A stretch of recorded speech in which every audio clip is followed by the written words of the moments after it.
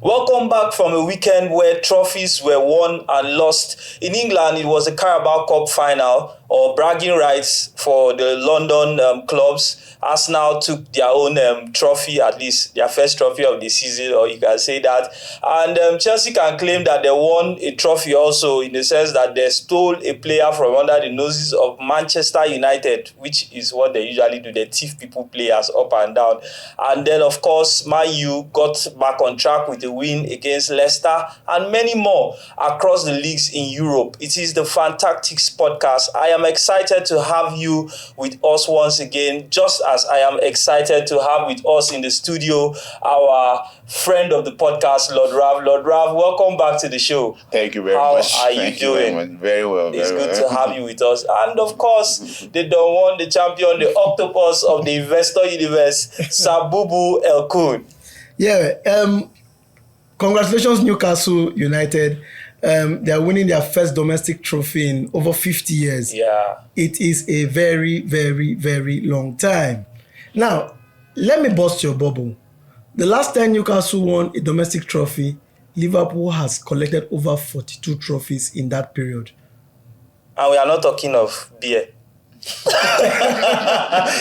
No be bottles of beer. Iron and this steel. Trophy we are talking about. Iron and steel. Wow. But Sabubu, I mean, we have to start from there. What are your thoughts on the performance of Newcastle at Wembley yesterday? The truth of the matter is Newcastle deserve that League Cup. We call it the League Cup.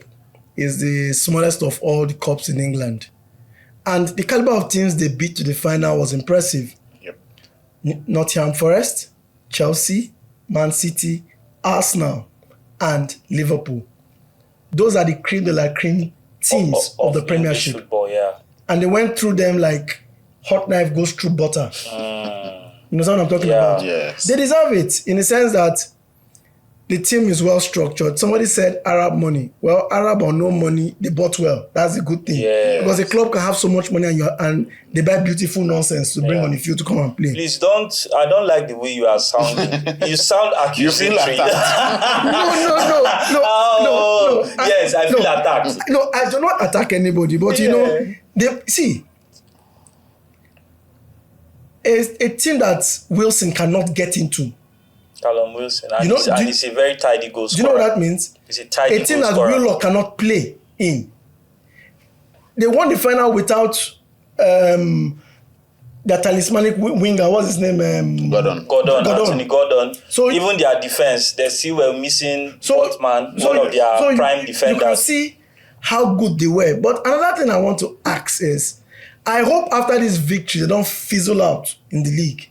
Because they still have the chance to finish in the top 5. Because as it is with Arsenal and which other English club? Aston Villa, then making progress in Champions League. Liverpool. Same with United and Spurs in the Europa League and Chelsea Conference. The coefficient of England is the highest as it is. Yes. So they are guaranteed of an extra place in the Champions League. Yeah. They might even have 6 places if a team, any of those two teams playing do not finish, or maybe a United or Spurs wins Europa League and they don't finish in the top 5. Yeah. So, they played well, but there's one thing about playing and winning. The hangover can be there. For Liverpool, I'm very sure the defeat to PSG has taken a toll on that team. Where I'll come in is, I think for Newcastle, it was their first victory in actually 70 years. So remember that they had a final against Man U 2 years ago, which they lost. Yeah. That hurt was still with them. They carried that hurt into this game. And so the whole city were desperate for the match. I watched the game and you could just tell that there was only one thing that was determined to win this trophy. They were going to literally put their bodies on the line. I've not seen a Liverpool team like that in a long time. I think if... I don't know how to put it. I'm a little bit more sympathetic to Liverpool in this. Of course, I wanted Liverpool to lose, and it was a very successful 8-watch for me yesterday, I have to say. But I think looking at the match from just like observing the match, I would say it was just about energy. Yeah, it was. The match was about who had the most energy. Liverpool is a team that normally they come with energy. But this time around, it was just the energy from Newcastle was too much. I don't think. And there was never a time. Yeah. Just to add, there was never normally in football games, in over 90 minutes for football games, you will normally find times where 10-15 minutes teams are just dominating, the other teams are just flat. Yeah. Over the 90 minutes, I don't think there was a particular time that Liverpool was just all over them. Yeah. Even towards the end, okay, they scored that late goal, but Newcastle were always in control. So the energy was just exceptional. Well, congratulations once again to the Magpies, and I can imagine the celebration in the it would have been mad in Newcastle. For the Premiership, Everton had a 1-1 home draw with West Ham. Ipswich Town are getting closer to relegation. They're almost there. They lost to Nottingham Forest, who kind of are cementing third position to themselves. Yeah. So as it is, fourth and fifth to be another league by on the its rest own. of them. Then Manchester City versus Brighton. You know, I saw another kind of Newcastle in Brighton in that match, in the sense that Man City were lucky. Brighton would have won that match. When we were discussing it last week, I told you, understand? That from the place Man City are right now, I don't see them defeating Brighton. So I'm just going to ask one question. Yeah. Is this the beginning of the end for Pep Guardiola in the Premier League? Well, he just signed a new contract. It can't be the end. He just signed a 2 years contract. And remember, they spent 200 million pounds in January. But they've not gotten any better. And that is something's budget for 2 years. 2 years. Or maybe even at the very worst. So now, on average, we know that Man City have money and they are not afraid to spend it. Now, there's, of course, the proverbial axe hanging over their head with the whole, FFP and 115 charges. Yes, the charges. Now, Pep Guardiola would and should be looking at investing, because the spine of his midfield is weakened. Yeah, as it Rodri is, and they have aged. KDB is going. By the summer, Gundogan is likely to go. By the summer, he will need to now sell to buy. As it is. He might not necessarily sell, but some players will leave. FFP now. And those are huge wages and contracts. With the amount of money they spent in January, yes. By FFP standards, he has to sell now. No, before to balance the book. Well, Man City have been doing a good job selling. They have very amazing academy prospects. They can always dish out for 40 million. And like the good thing Obama. about them, they have links in the Arab world, so they know how to sell to those Arabs. Yes. They pay over the roof. So but just looking at it, you kind of pity Pep, the way it looks as if his legacy is just pettering out somehow. That's why I asked that question. I do not pity him, because when he was beating teams, he didn't have mercy. I don't actually pity him. No, the pity is not. Pep is an impressive manager. Let's not take it away from him. Of course. If you were on your team, you wouldn't be pitying other people. Well, you want them beat. Let's continue. Yeah. Then Bournemouth lost at home. The last match in England on Saturday was Bournemouth versus Brentford, and there's a very strange statistic. Tell us. Bournemouth has never beaten Brentford in the Premiership. Wow. We didn't know that though. And they still beat them again on Saturday.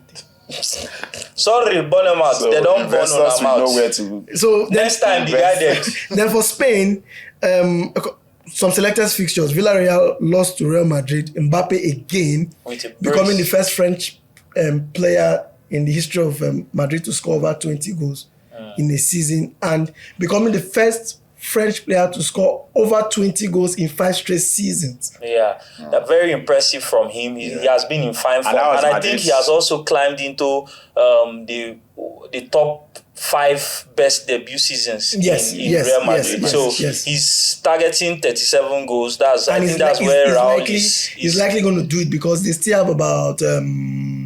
They still have approximately 10. They still have about games, 9 league matches first. They are still in the Copa del Rey, and they are still playing the Champions League. So that's 10 to 12. Then for Germany, the lead was cut from 8 points to 6 points. Bayern drew at Union Berlin. Very disappointing draw.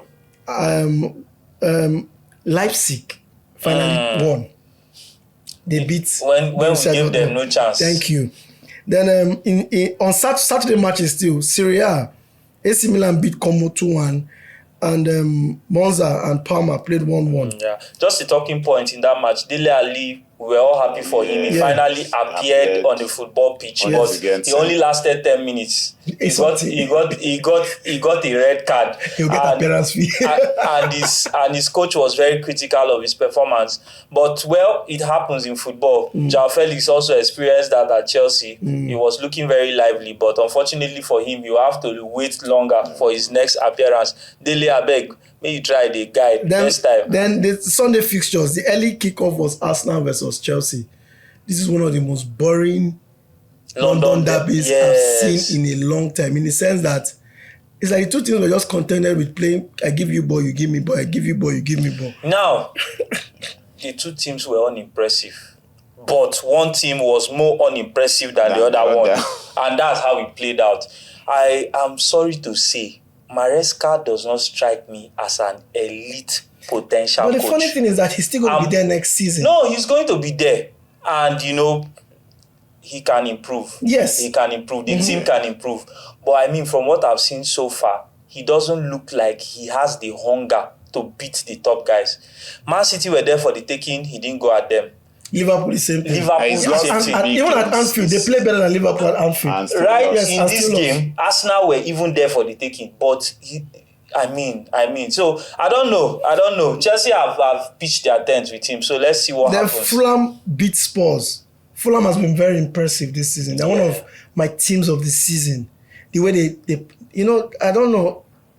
But another issue we have is coaches like that, by the time you take them to big clubs, they will struggle. It has actually been mooted that he's one of the candidates to replace Big Ange at Tottenham, Marco Silva, and Iraola also. So, he might be auditioning very well. The last time he took a step up like that, Everton was not too, at least as at that time, Everton was a step up from Watford, was it? But he didn't work out that well. So let's see what he holds for him. Then United finally won against Leicester, a poor Leicester team. They have married Leicester this season. They are beating them with club and hammer. Every time they just catch them, go. Then in Germany, Leverkusen won away to Stuttgart. It was a goal feast, 4-3. So they've cut the lead at the top of the German Bundesliga to 6 points. Eintracht Frankfurt won away to Bochum. They're climbing the table steadily. Then in Spain, we had a classic, Atletico Madrid versus Barcelona. Yeah. The match was 2-0, even as at the 70th minute. 70. Then Barcelona did what they know how to do best. And for the first time, Simeone said something. He said, they are the team that plays the best football in the world. I saw the game and it was a sort of strange game in the sense that Atletico were 2-0 up. They were in control. The game was only going in one direction. And all of a sudden, Barca almost scored 2 goals from nowhere. And Madrid, I think Atletico didn't know what to do. Should they wait for a 2-2 or should they try to go for a third? Barca were just going and they were bamboozled. At the end of the day, they lost. Now, there is only one team I can go to sleep when they are having a 2-0 lead and I know they can close it out. That's Atletico. But if they have a 2-0 lead against you, especially if you're a top team. But they sleep. I slept. I actually slept. And then I now saw Lamine Yamal impressive. I said, what's going on here? Only to see that, man, but that's Barcelona for you this season. They are playing with a certain level of hunger and a sense of invincibility. They are backing themselves. And, it can just take them all the way. Who do you think will win the league? For La Liga? No, I'm backing Barcelona.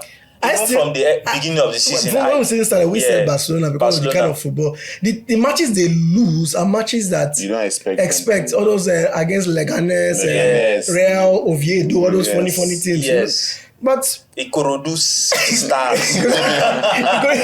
Remo Stars. Ikorodu Stars of Seville. So they are looking impressive and I think that they will see it out. Then in the Serie A, there's a team in Italy that they don't have home and away. That team is called Inter Milan. And there's a team in Serie A that flatter to deceive. Napoli. No, that's Juventus. After taking out Inter 3 weeks ago, and everybody say, wow, they are back. They've gone 2 straight losses already. Fiorentina hammered them 3-0. Hammered them. And they're out of the top 4. Yeah. Just like that. Napoli went to draw against Venezia, whereby me and Rennes were screaming. It's a straight win. Conte this and I was Conte that. surprised to see that. Look, the Now Inter are comfortably ahead. Inter now went to Atlanta and went to trash Juventus. They are 3 points ahead now at the top. They have, I think it's 68. The next is. See, the bottom line of the whole thing is like they are conspiring to dash Inter Milan. Yes, it's not a giveaway. It's 3 points. They are 3 points ahead. They are 64 points. Napoli is 61. Then Atlanta is 58. Yes. Bologna have gone to fourth. Yes. Oh, The form they used to finish. recovering. The form they used to finish last season. You know they played in Champions League this season. They are now Coming fourth. Juventus is now 52. Sometimes, And Lazio is pursuing them. sometimes it's just good to not be in Champions League so that you can chase the next Champions League. Now- so now Bologna, after they come out Champions League, they are now chasing Now, the let next me not Champions shock League. you. Roma is in seventh. Roma is from where they came from. Now they are smelling the top four cities. That's a lot of progress. That's a lot of progress. I mean, football That's a will renaissance always for. You know, for Ranieri. Ranieri is doing. See headline: Renaissance for Ranieri. I mean, football will always bring surprises. Hello, please, we are going for a short break. Let's go and watch Sabu. We'll be back. The first international break for 2025 has come upon us. The teams that most of the leagues ended yesterday night and players are flying around the world to their various countries for different matches. In Europe, we have two sets of matches that will be played.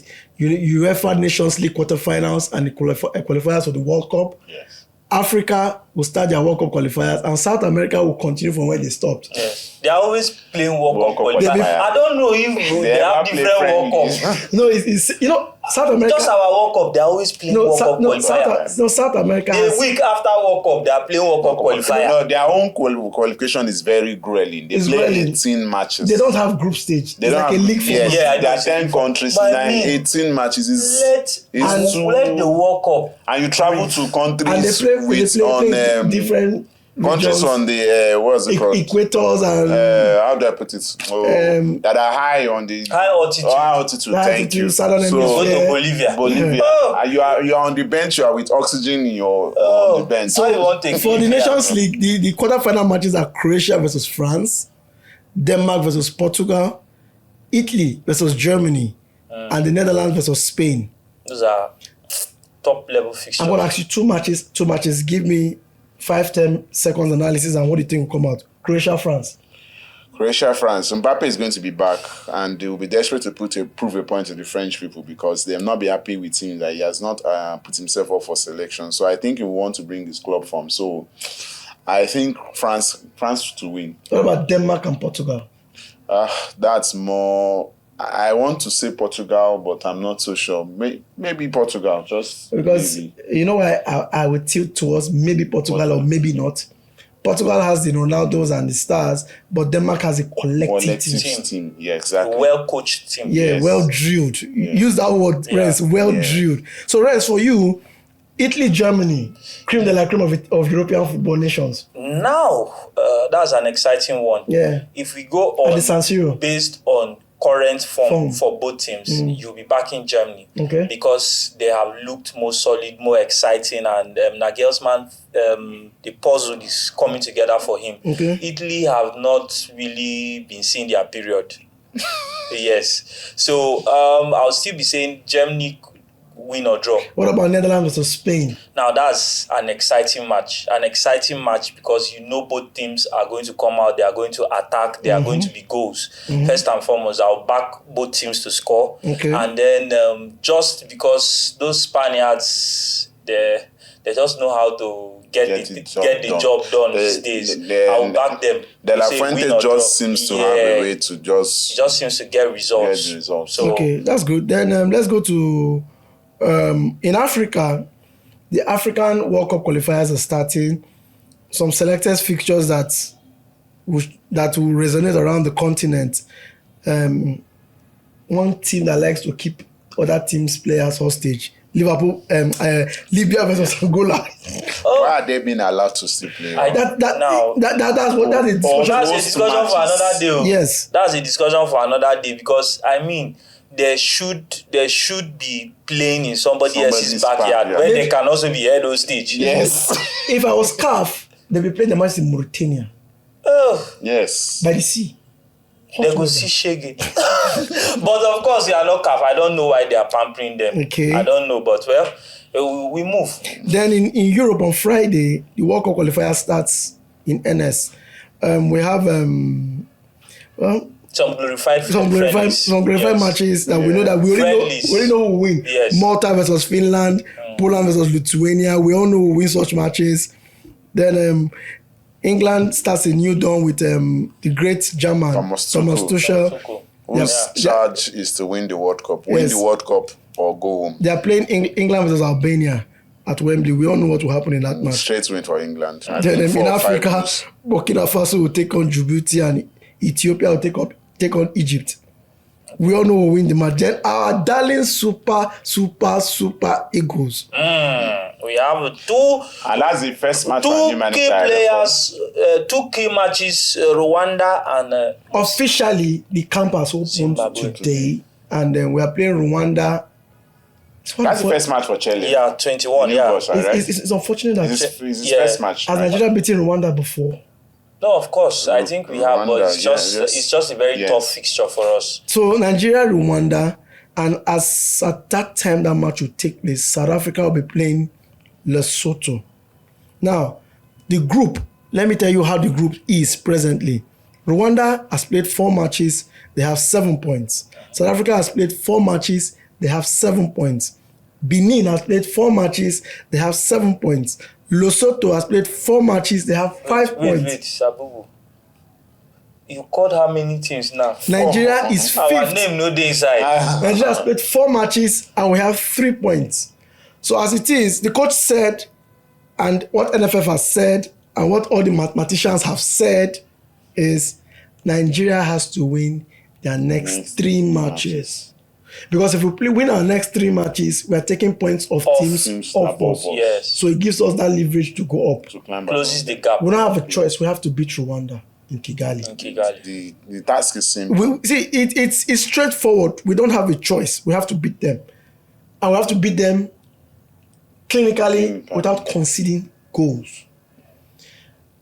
I think we are good You enough think to that's beat them. you think that's possible? I do. It's I very think possible. It's about how motivated they are, and Yes. I don't question their commitments to the cause. Right? Sometimes maybe they don't deliver, but I think on this occasion, with the pressure on them, with the new boss, how to prove that his appointment was not, maybe Politically political or whatever. otherwise To try motivated. to prove a point. I see us winning. I see us know- because you know- the pressure now is. It's out of it. They can't drop points, even a draw.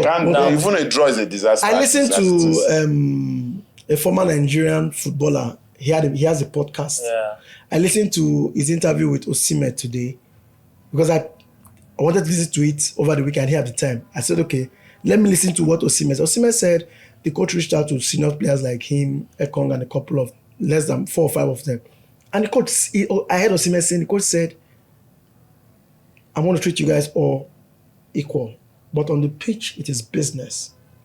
Players that cannot run, We'll run out of. they won't play for him. Yes. That means he has sat down and he has watched the Eagles in the past 2 years and he has noticed something. Yes. Nigeria does not press. Let us be honest. The Nigerian national team, they don't press when playing. I think the only person we can exempt from that is Will be Osimhen. Osimhen. Yes, but Osimhen can only Osimhen Yeah, can. pressing is not an individual Not business. business. Yeah. It's He actually said Nigerian team, and it's obvious that Nigeria doesn't press. We are very good defensively. Then we go on the counter because we have fast players on the wings and the wings. the midfield can hold their own. So we're playing PS2 football. Thank you.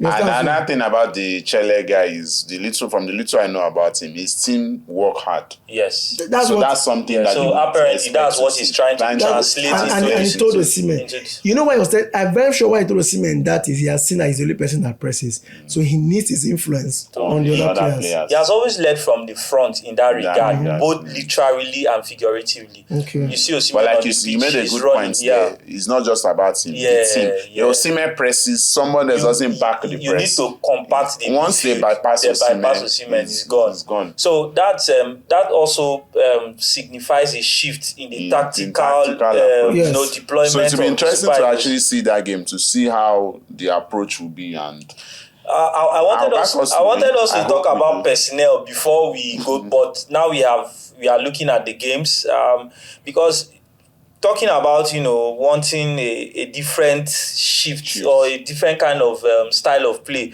pressing. Do you think the personnel that he has employed, the squad of players he has called, are capable of implementing that style of play for him? The team, we know the team. It is the usual suspects. yes. Now, now it's a direction he's going to give to them. Yes. I always tell people that most times a team gets bad or don't play well and they fire the coach. There are times players get the coach fired. But there are times the direction a coach gives a team is very, very important. You can't rule out the coach. Then there are times the team will simply say, let's play for this man. Yes. Right now, Nigeria does not have a player problem. You see that list, they can still invite another 23 that's different from that same list. Yes. And they are very, very good. I agree. What we need now, and he made a statement, Osimhen, is he thanked Eguavon. He said Eguavon is part of the people that has instilled what the team has presently. That belief and all. Eguavon has literally built a foundation for Shell to work on. Yeah. You understand? And Mikel said the same thing, that, Eguavon is one of the people that he loves, apart from late Stephen Keshi. Now, this coach has every tool he needs to work. Yes. He has to deliver. So if he does not deliver, then it's on his own. Yes. And everybody, Africa is watching him, because it's like, if he succeeds with Nigeria, he will have big offers. It will open doors for him.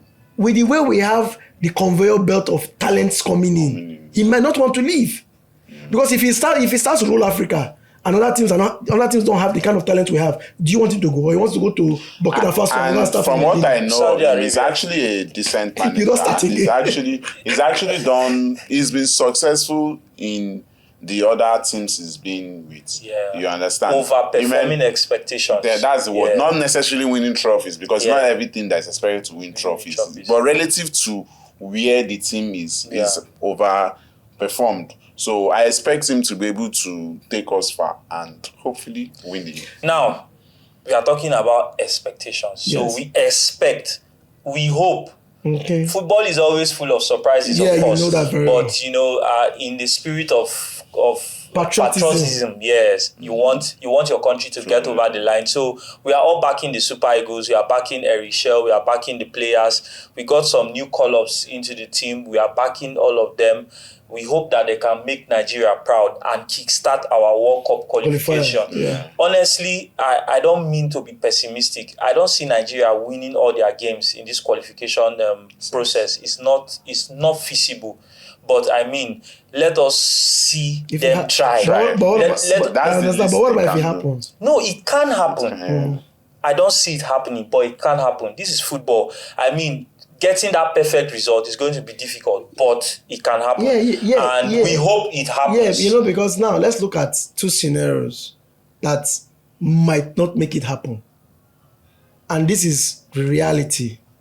The first scenario is the pitch, African pitch. If our own pitch is good, if we play in South Africa, it's fantastic.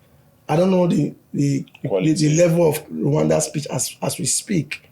Then another thing is the refereeing, African officiating, and 1 minute, and 1 second of madness by our player. There was a match I watched recently, and I can't for the life of me explain how the goal was disallowed, even with the use of offside from a throw-in. I've never seen it before. Offside from a throw-in? Yes, it was a night. Was it Rwanda we played? It was a qualifier and Nigeria played. We scored a goal. They threw the ball, and then the player obviously was in an offside position from a throw-in, which is not part of the rule. And the VAR looked at it and said it was offside. That's the kind of officiating we get in African football. Mona, no officiating when go cause. Then the return legs of the quarterfinals of the Nations League will take place on Sunday. The return leg, France now plays and start the France against Croatia. So we don't know what happens in the first leg. Then Okay, they are playing it back to back. yes, it's Yeah. quarterfinals. Okay. Then Germany will now play the return leg to Italy. First leg is So at it's San more Siro. like who qualifies. Yes, then Portugal now takes on Denmark in Lisbon. Then Spain, And Netherlands. Netherlands. So we hope for the best from such teams. And the Nations League have some playoffs, which we won't talk about. Some teams climbing from Relegation League and D to promotion League B. playoff. Yes. Our great three lions with the best league in the world are trying to navigate their Stop way. it. Stop it. Stop it. This is not a podcast of violence. Stop it. But England, una no try. They relegate una and they'll be prouding. Then they are playing on Monday again. In fact, England should easily qualify from this group. They're playing Latvia. I think they are already on the brink of qualification. It's just Even for from the start. yes, it's just for the Formality. the league phase to be over. Over. Is if they can win that their own trophy for their grade B. Kai Okrika. So, the Nigerian coach, I want to ask you about the Nigerian coach. Okay. This is the first time Nigeria is getting an African coach. Yeah. Normally, Others have been foreigners. if they're foreigners, it's indigenous coach. Is there something they saw in that guy that they didn't see in Nigerian coaches? Well, I would say, from what I know, like I said, from what I know of the guy, he seems to have a good, pedigree based on the work he has done in the team he's been before. You remember the last Nations Cup? He took which? It was Mali. Mali, yes. They got to the he took his quarterfinals. I think quarterfinals. they lost by penalties or something. Yeah. So No, they lost by some quick fire scoring from Ivory Coast. Ivory Coast, yes. So he took them far. Even the team before, he wasn't. So his body of work is good. Okay, so maybe Nigeria felt, okay, we have the talents, we have the players. Now translate that body of work with better quality of players.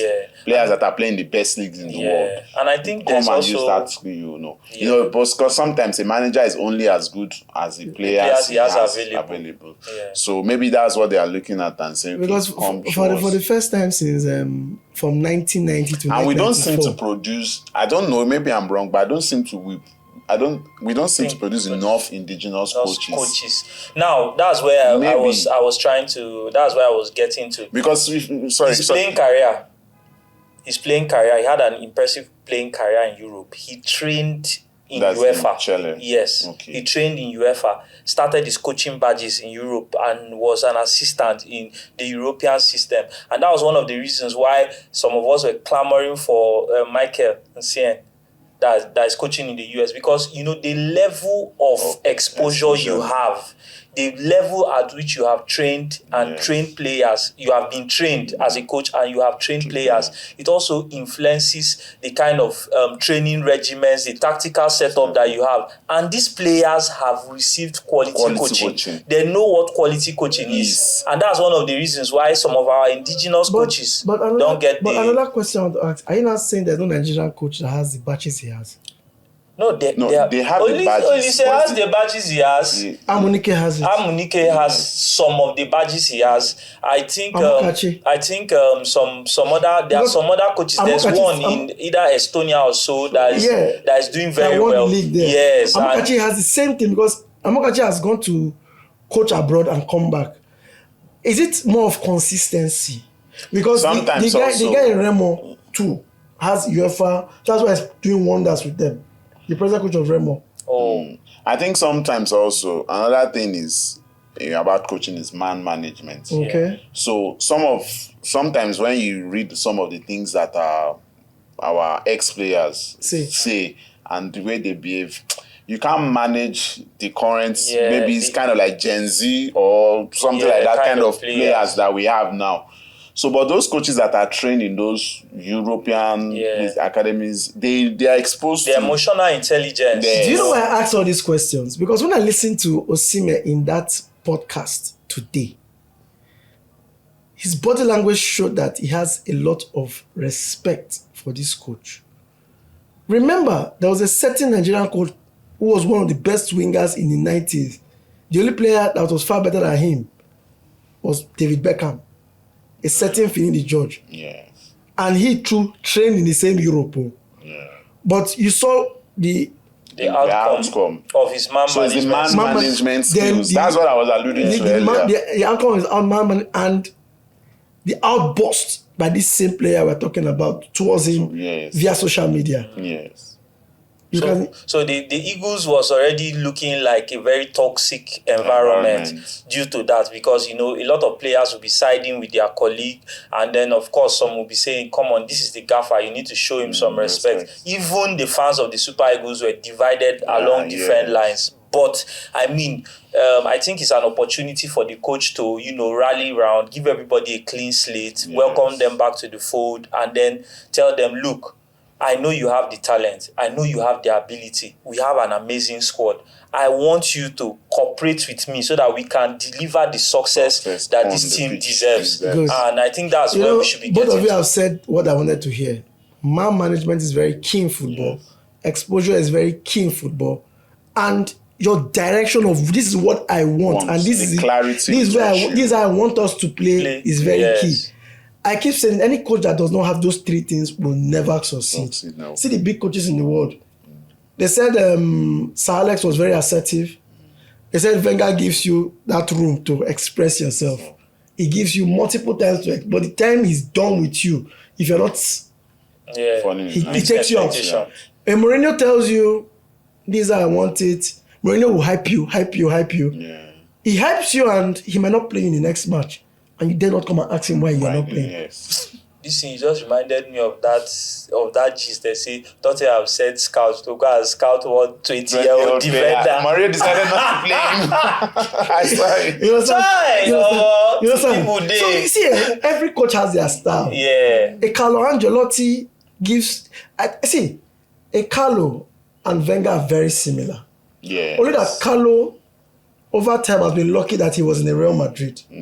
And he was in a club that constantly don't insult him, please. Don't say he has been lucky to be in Real Madrid. Carlo has been delivering success even before Real Madrid. No, look at the teams he has coached. I think the point we are trying to make is that he has been in the teams that are full of stars. He knows how to manage them. And he knows how to manage them. It was like Everton. It was like, No, but Everton did well. I mean, relative to... No, let's not get into that one. Please continue with the analogy you were making. You understand? So, don't call Don a lucky man. Of course, he needs a certain level of luck. But Don is a lucky man.